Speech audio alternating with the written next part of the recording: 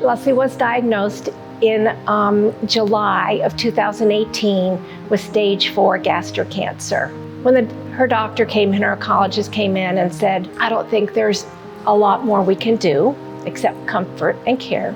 So at that point, they said, well, would you like to consider hospice care? And we said, yes, we'd like to at least listen to what they have to say. So we talked to the family, how should we care for her? What is the best care possible?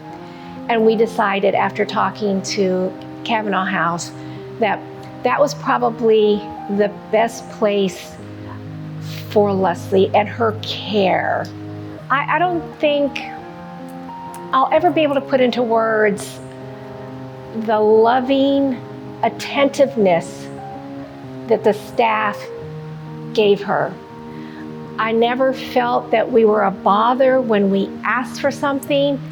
I am serious, from the janitorial staff to the doctor, we're always looking after Leslie and us.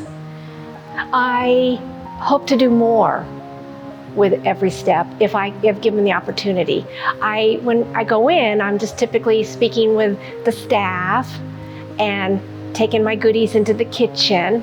I'd love to volunteer and even more with not only volunteering, but with my husband's and I charitable contributions.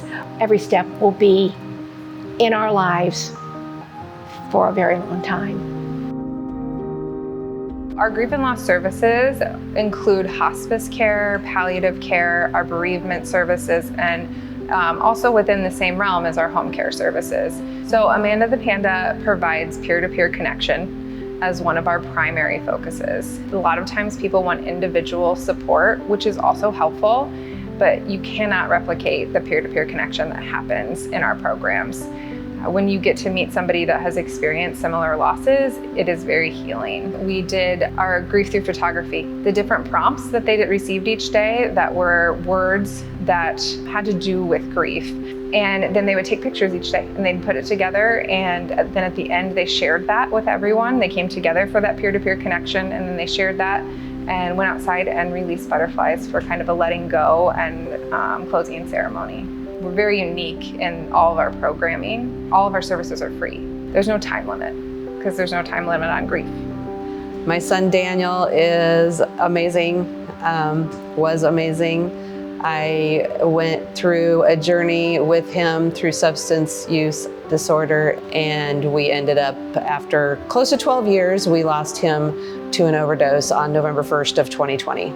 A good friend of mine had requested the cheer box, and then it showed up at our house. It was really, really neat. Every day there was something, I almost want to say, helped us all as a family heal. And in that had a brochure about EveryStep and Amanda the Panda. And I reached out to them, and they gave me all kinds of resources, which was amazing, and introduced us to the grief groups. And they have educated us through what grief looks like and how it's okay to not be okay, and it's okay to cry, and it's okay to talk about it, and especially surrounding overdose and the stigma that goes with that. So that's really, really important.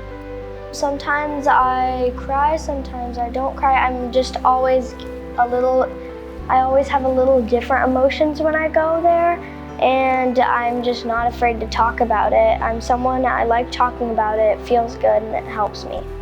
And when I'm around the other kids, it just makes me feel happy, because I know that there's other people and it's not just me.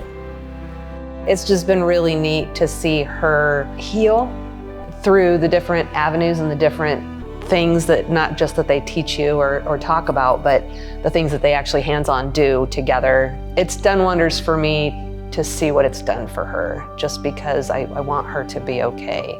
And I think she's doing pretty darn good. I recommend it to anybody and everybody that has experienced what we've experienced. Grief is real, regardless of how you lose someone. It's a real thing, and to know that there's resources out there and to know that you're not alone is huge.